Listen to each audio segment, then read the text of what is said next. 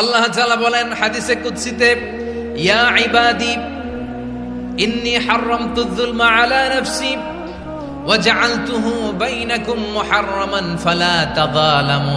আমার গোলামেরা শোনো, নিশ্চয় আমি আল্লাহ তাআলা জুলুমকে আমি আমার উপরে হারাম করেছি, অনুরূপভাবে জুলুম করাকে তোমাদের উপরেও হারাম করেছি। ফলে ফালা তাযালামু, তোমরা একে অপরের সাথে জুলুম করো না। নির্দেশনাটা কার? খবরদার, জুলুমের সাথে আমাদের কোনো সম্পর্ক নাই। আল্লাহ তাআলা আদলের আদেশ দিয়েছেন, আদালতের আদেশ দিয়েছেন, সুশাসনের ন্যায় বিচারের আদেশ দিয়েছেন। ইন্নাল্লাহা ইয়ামুরু বিল আদল, আমাদেরকে আদল প্রতিষ্ঠা করতে হবে। জুলুমের সাথে ইসলামের কোনো সম্পর্ক নাই। আল্লাহ তাআলা জালিমদের জন্য কঠিন শাস্তি প্রস্তুত করে রেখেছেন। যারা এই আদলকে ভুলুণ্ঠিত, কখন রাত কিচ্ছু জানে না, কখন দিন কখন রাত কিছু জানে না, বছরের পর বছর কেটে গিয়েছে। এক্সট্রা জুডিশিয়াল কিলিং এর কোনো হিসাব নাই, বিচার বহির্ভূত হত্যা, এনফোর্স ডিসঅ্যাপিয়ারেন্স, গুম, যেটা সবচাইতে বড় মানবতা বিরোধী অপরাধ। কত মানুষ যে গুম হয়েছে তার কোনো ইয়ত্তা নাই। যেই ফ্যামিলির সদস্য গুম হয়েছে, তারা কি ওই লোকটার জন্য মাগফিরাতের দোয়া করবে নাকি সুস্বাস্থ্যের দোয়া করবে তারা নিজেরাও জানতো না, কারণ জানে না ও বেঁচে আছে না মরে গেছে। আহা, বিডিআর নওজোয়ানদের যারা ছাড়া পেল দেখলাম, বিনা অপরাধে, কোনো অন্যায় ছাড়া, অপরাধ ছাড়া তাদের জীবন থেকে, তাদের তারুণ্যের, তাদের যৌবনের 15 বছর, 16 বছর, 17 বছর নাই, 6 মাস বয়সের ছোট বাচ্চাকে রেখে জেলে গেছে। 6 মাসের মেয়ে বেরোয় দেখে মেয়ের বয়স 17 বছর। মেয়ে বাবারে চিনে না, বাবা মেয়েরে চিনে না। মেয়েকে এখন বিয়ে দিয়ে আরেক ছেলের হাতে তুলে দিবে। মেয়ের শৈশব বাবা দেখে নাই, মেয়ের কৈশোর বাবা দেখে নাই, মেয়ের তারুণ্য দেখে নাই। আরেক যুবককে দেখলাম 14 বছরের 14 দিনের সংসার, 2 সপ্তাহের সংসার শেষে জেলে গেছে।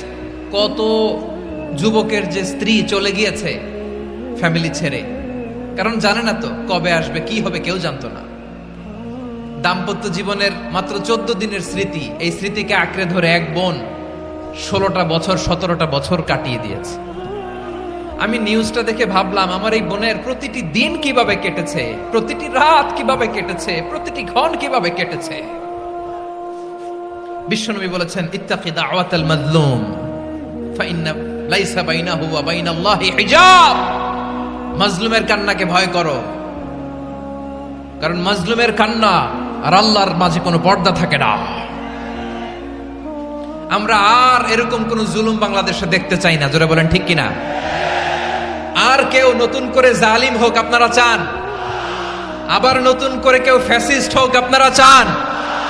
এক দল আরেক দলকে নিশ্চিহ্ন করার রাজনীতিতে মেতে উঠুক, এটা আপনারা চান? আমরা বাংলাদেশকে আদল দিয়ে সাজাতে চাই। আমরা এই 56,000 বর্গ মাইলের প্রতিটা ইঞ্চি মাটিকে কোরআনের আইন দিয়ে সাজাতে চাই। রাজি আছেন আপনারা? কারা কারা রাজি দেখান হাত তুলে আল্লাহকে।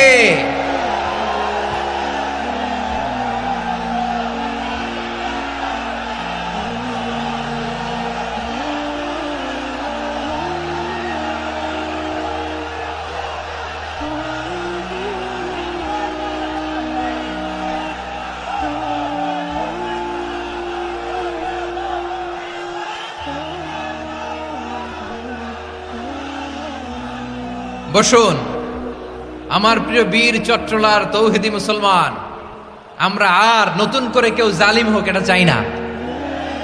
নতুন করে আবার কেউ ফ্যাসিস্ট হোক আমরা চাই না। এক দল আরেক দলকে নিশ্চিহ্ন করার রাজনীতি করুক আমরা চাই না। আমরা সুশাসনের বাংলাদেশ চাই। আমরা মানবিক বাংলাদেশ চাই। আমরা একটা সমৃদ্ধ বাংলাদেশ চাই। আমরা বিশ্বের বুকে সম্মান নিয়ে মাথা উঁচু করে দাঁড়াতে চাই, ঠিক কিনা বলেন? আল্লাহ বললেন, এটা যদি তোমরা চাও, একটা সমৃদ্ধ সমাজ যদি বিনির্মাণ করতে চাও, মানবিক সমাজ যদি বিনির্মাণ করতে চাও, আমি তোমাদেরকে সেজন্য প্রথমে আদালতের নির্দেশ দিলাম। ইন্নাল্লাহা ইয়া'মুরু বিল আদল, নিশ্চয় আল্লাহ তাআলা তোমাদেরকে ন্যায় বিচার সুশাসন এটার আদেশ দেন। সুবহানাল্লাহ।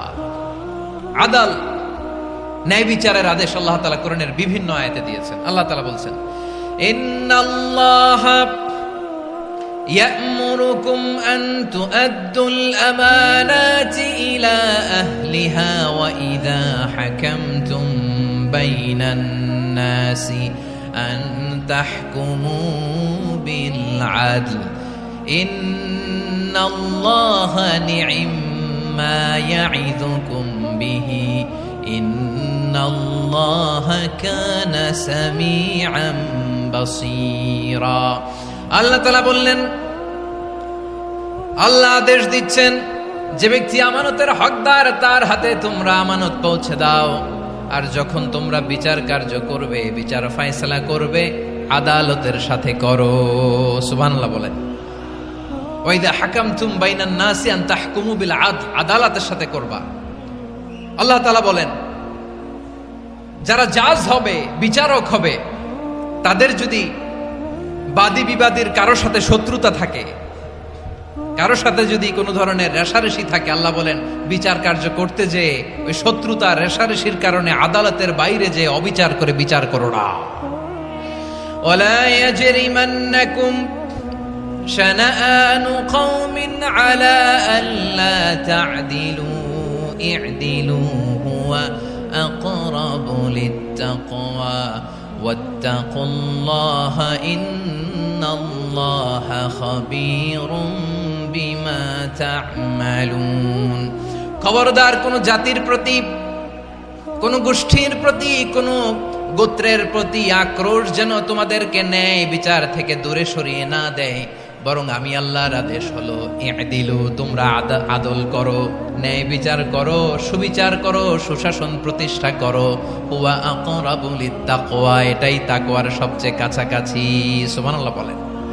কোরআনের বিভিন্ন আয়াতে আল্লাহ তাআলা স্পেসিফিকলি ধরে ধরে বিচার করার সময় আমরা যেন আদাল করি সেটা বলেছেন।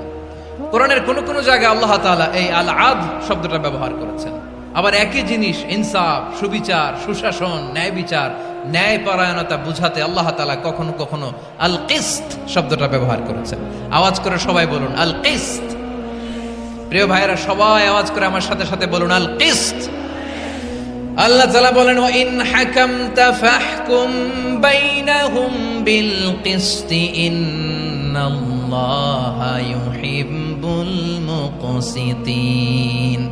যখন তুমি বিচার করবে, বিশ্বনবীকে উদ্দেশ্য করে অ্যাড্রেস করে বললেন, নবী হে, ইহুদিরা কোনো বিষয়ে মীমাংসার জন্য যদি আপনার দরবারে আসে, যদি বিচার করতে হয়, খবরদার অবিচার করবেন না। ফয়সালা যেটা করবেন কিসতের সাথে করবেন, ন্যায় পরায়ণতার সাথে করবেন, কারণ ইন্নাল্লাহা ইউহিব্বুল মুকসিতিন, নিশ্চয় আল্লাহ রাব্বুল ইজ্জাত ন্যায় পরায়ণশীলদেরকে বড্ড ভালোবাসেন। সুবহানাল্লাহ বলেন।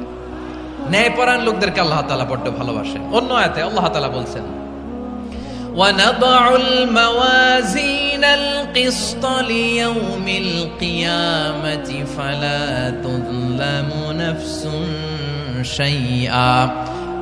আমি কিয়ামতের দিন ন্যায় পরায়ণতার মানদণ্ড স্থাপন করব, যেটাকে আমরা মিজানের পাল্লা বলি। আল্লাহ বলেন, ন্যায় বিচারের মানদণ্ড কিয়ামতের ময়দানে আমি আল্লাহ স্থাপন করব। সেদিন কারো প্রতি বিন্দু পরিমাণ, এক চুল পরিমাণ অবিচার করা হবে না, কোনো অবিচার করা হবে না। সেদিন সুশাসন হবে, সুবিচার হবে, ন্যায় পরায়ণতার সাথে বিচার হবে। আওয়াজ করে পড়েন আল্লাহু আকবার। তাহলে প্রিয় ভাইরা, যে তিনটি বিষয়ে আল্লাহ তাআলা আমাদেরকে আদেশ দিয়েছেন, তার প্রথমটা হচ্ছে আদালত, ইনসাফ, সুবিচার, ন্যায় বিচার। এটা আমরা চাই কি চাই না? বিশ্বনবী ন্যায় বিচার, ন্যায় পরায়ণতা, সুশাসন প্রতিষ্ঠিত করেন কি করেন নাই? আপনারা বিশ্বনবীর সিরাত যারা পড়েছেন, আপনি দেখবেন বিশ্বনবীর সিরাতের পরতে পরতে, বাঁকে বাঁকে, সিরাতের বাঁকে বাঁকে এই আদালতের নমুনা মেলে। সুবহানাল্লাহ বলেন। ছোট্ট একটা নমুনা রাসূল সাল্লাল্লাহু আলাইহি ওয়াসাল্লামের আসিরা আল আযরা থেকে ছোট্ট একটা নমুনা আপনাদের খেদমতে এখানে উপস্থাপন করি। বিশ্বনবী সাল্লাল্লাহু আলাইহি ওয়াসাল্লাম মক্কা বিজয় করলেন ৮ম হিজরিতে। মক্কা বিজয় শেষের দিনই কয়েক সপ্তাহ মক্কাতে অবস্থান করলেন। ইন দ্য মিন টাইম মক্কার একটা ভেরি প্রেস্টিজিয়াস এন্ড ডিগনিফাইড ফ্যামিলির নারী চুরিতে ধরা পড়ল। কিসে ধরা পড়লো? সবাই বলেন কিসে? আমাদের সমাজে আসেনি এটা? আছে? ছোট না বড়? হ্যাঁ, হিসাব করে শেষ করা যায় না। 3.25 লাখ কোটি টাকা নাই উন্নয়ন প্রকল্পের নামে। উন্নয়ন প্রকল্পের নামে 3.25 লাখ কোটি টাকা নাই। 3.25 লাখ কোটি টাকা লিখতে পারবেন আপনি? একটানা লিখতে পারবেন? বুঝতেছেন কত বড় সংখ্যা? বনু মাখজুমিয়া গোত্রের এক নারী মক্কায় চুরিতে ধরা পড়ল। বলেন তো চুরি করলে বিধান কি? কি কাটতে হবে? চুরির বিধান হলো হাত কেটে দাও। দাও সেটা গোপনে নয়, প্রকাশ্যে জনসম্মুখে হাত কেটে দাও। বনু মাখজুমিয়া গোত্রের নারী যখন চুরিতে ধরা পড়লো, সাহাবারা চিন্তায় পড়ে গেলেন। সবে মাত্র মক্কার লোকেরা কালিমা পড়ে মুসলমান হয়েছে, ইসলামের আইন কানুন তেমন জানে না, ইসলামী শরিয়ার সাথে বেশি পরিচিত নয়। এখন যদি বিশ্বনবী চুরির যেই বিধান এটা যদি কায়েম করে হাত যদি কেটে দেয়, না জানি মক্কার লোকেরা আবার বিগড়ে যায়, না জানি মক্কার লোকেরা আবার মুরতাদ হয়ে যায়, না জানি মক্কার লোকেরা ইসলাম থেকে দূরে সরে যায়।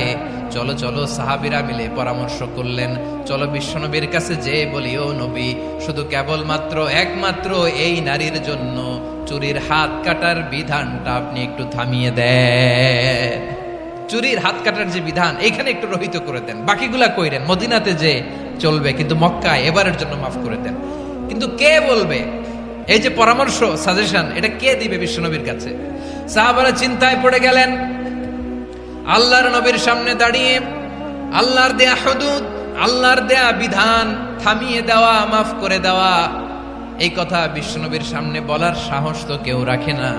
কেউ কেউ বলল, বিশ্বনবীর পালক পুত্র যায়েদ বিন হারেসার সন্তান উসামারে বিশ্বনবী নাতির মতো আদর করে, বড্ড বেশি ভালোবাসে উসামারে। এজন্য সাহাবারা উসামাকে বলতো হিব্বু রাসূলিল্লাহ, বিশ্বনবীর ভালোবাসা। কি বলতো? সাহাবীরা বললেন, বিশ্বনবীর ভালোবাসা হিব্বু রাসূলিল্লাহ, উসামারে পাঠাও। উসামারে বিশ্বনবী নাতির মতো স্নেহ করে, মায়া করে, ভালোবাসে। আমরা পারবো না, উসামা পারবে। সবাই মিলে ফুলিয়ে ফুসিয়ে ওসামাকে, ছোট্ট ওসামাকে রাজি করালো। ওসামা, এমন এমন কথা যে তুমি বিশ্বনবীর কাছে বলতে হবে, পারবা নাকি? ওসামা বলে, পারবো। সাইয়েদনা ওসামা রাদিয়াল্লাহু তাআলা আনহু তরুণ সাহাবী বিশ্বনবীর কাছে গেলেন, যে বললেন, নবী, বনু মাখজুমিয়া গোত্রের এক নারী চুরিতে ধরা পড়েছে, এবারের জন্য কি এই মহিলাটারে মাফ করে দিলে হয় না? এবারের জন্য একটু ক্ষমা করা যায় না নবী?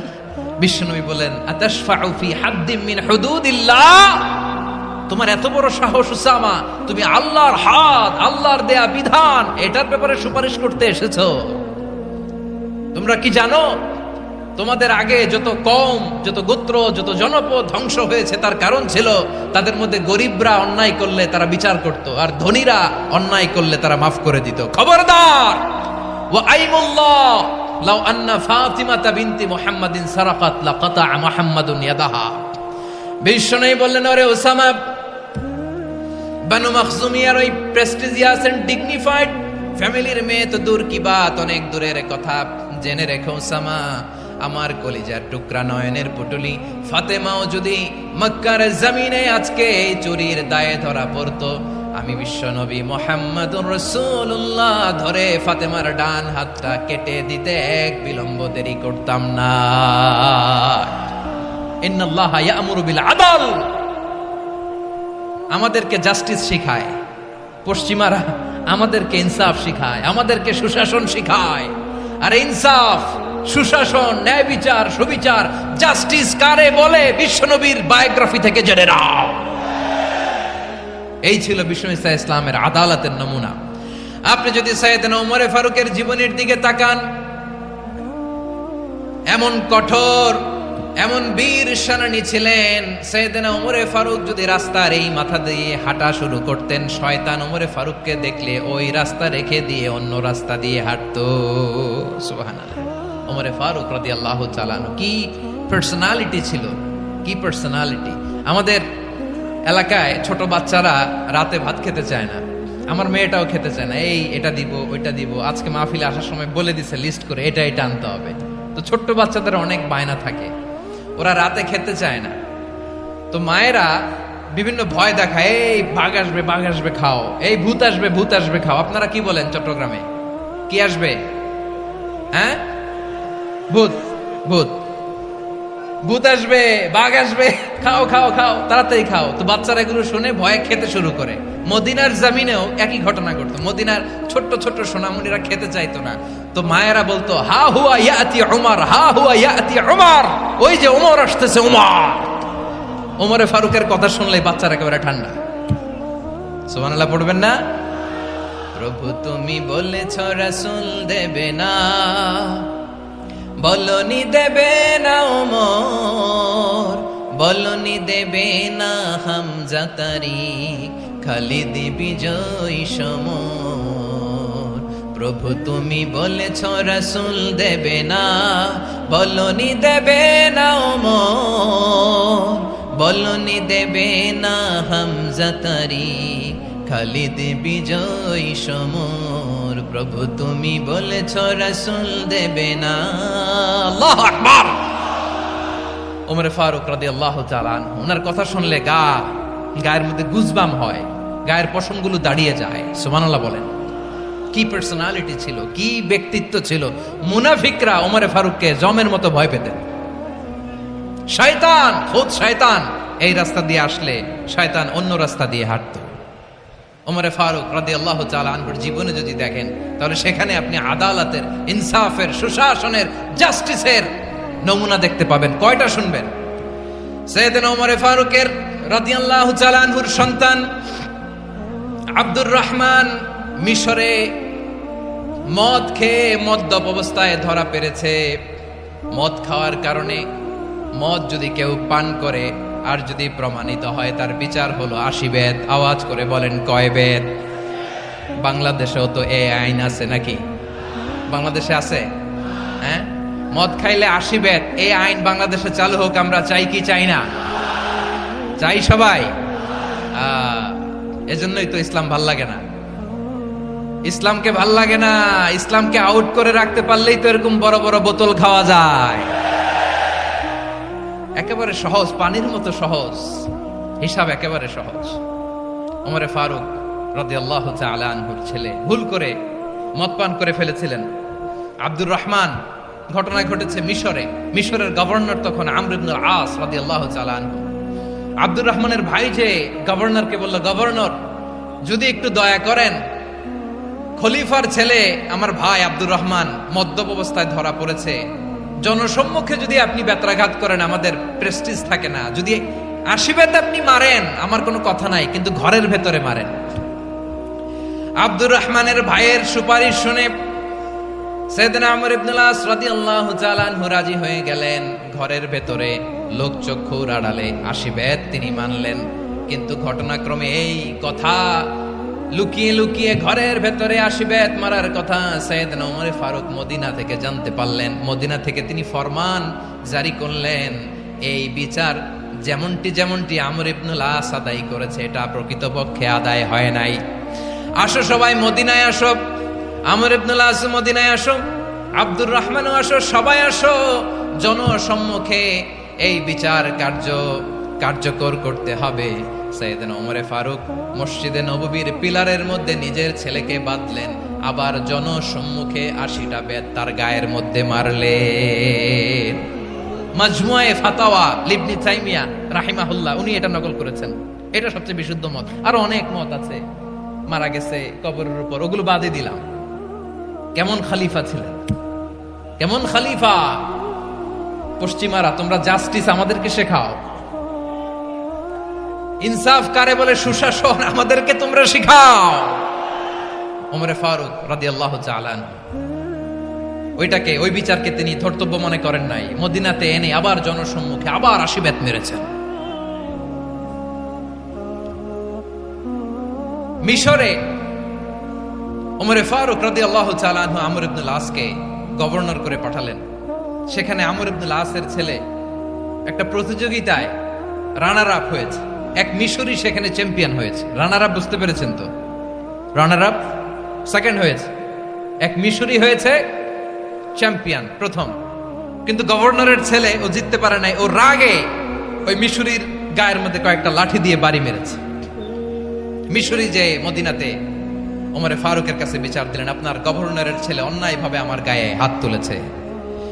সাইয়েদনা ওমরে ফারুক আবার ফরমান জারি করলেন, আসো মদিনাতে আসো। মিশরীকে ডাকলেন। ওই মিশরের গভর্নর আমর ইবনুল আস রাদিয়াল্লাহু তাআলা আনহুকে ডাকলেন, তার ছেলেকেও ডাকলেন। সবাই বসে রইল। আমর ইবনুল আস রাদিয়াল্লাহু তাআলা আনহু মাথা নিচু করে বসে আছেন, লজ্জায় কাচুমাচু। হায় হায়, আজকে আমার ছেলের কারণে আমিরুল মুমিনিন খলিফাতুল মুসলিমিন ওমরে ফারুকের কাছে আমি জনসম্মুখে লজ্জিত হচ্ছি। সাইয়েদনা ওমরে ফারুক বললেন, এই নাও লাঠি। গভর্নরের ছেলে তোমার মাথার মধ্যে যতগুলো বাড়ি মেরেছে, আজকে জনসম্মুখে তুমি অতগুলা বাড়ি মারো। মিশরী বলে, থাক, আপনি যে ডেকে আনছেন সবার সামনে এটা বলছেন, এতেই আমি খুশি। আল্লাহু আকবার। আপনার মহানুভবতা দেখে আমি খুশি, আর অপমানের দরকার নাই। ওমরে ফারুক বলে, না, খবরদার, এই কথা মিশরী তুমি বলো না, মারো, যতগুলা বাড়ি মেরেছে মারো।